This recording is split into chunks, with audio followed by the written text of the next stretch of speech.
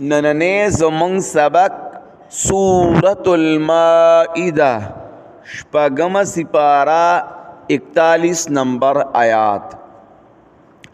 اعوذ باللہ من الشیطان الرجیم بسم اللہ الرحمن الرحیم سبحانك لا علم لنا إلا ما علمتنا إنك أنت العليم الحكيم.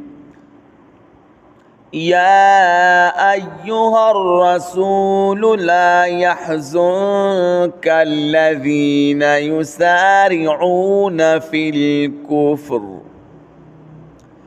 اے پیغمبر علیہ السلام غم جن کی تالرا آغا کسان چی تلوار کئی پکپر کی من الذین قالوا آمنا بافواہہم دا آغا کسانونا چوائی ایمان راوڑ دے منگا وائی دا پخلوخ پلو باندی وَلَمْ تُؤْمِنْ قُلُوبُهُمْ او ندر راوڑے ایمان زڑنو ددائی وَمِنَ الَّذِينَ هَادُوا او داغ کسانونا چی یہودیان دی سماعون للکذب سماعون لقوم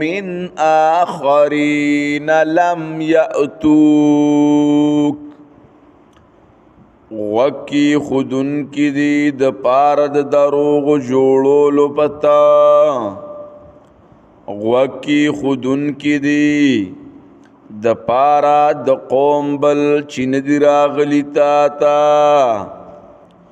یحرفون الکلم من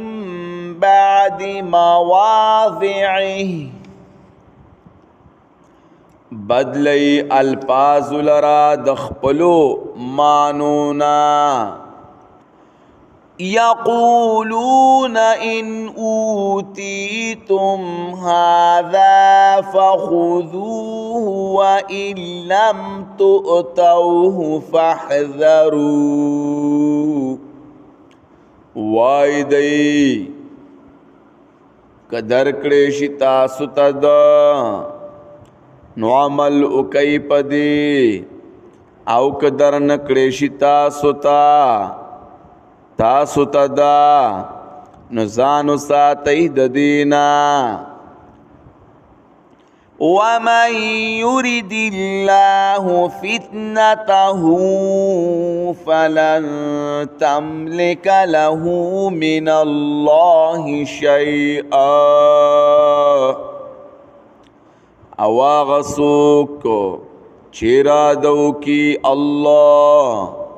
اواغ سوک چی ارادو کی اللہ د شرمولو دا اغو نو چری بواقدار نشی تو اغل راد طرف دا اللہ ندسشی اولئک الذین لم یرد اللہ ان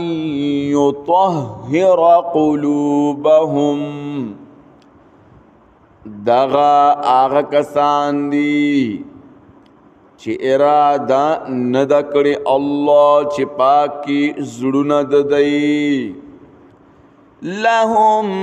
فی الدنیا خزی ولهم فی الآخرة عذاب عظیم دیل ردا پا دنیا کے رسوائی ادیل را دی پا آخرت کی عذاب لوئی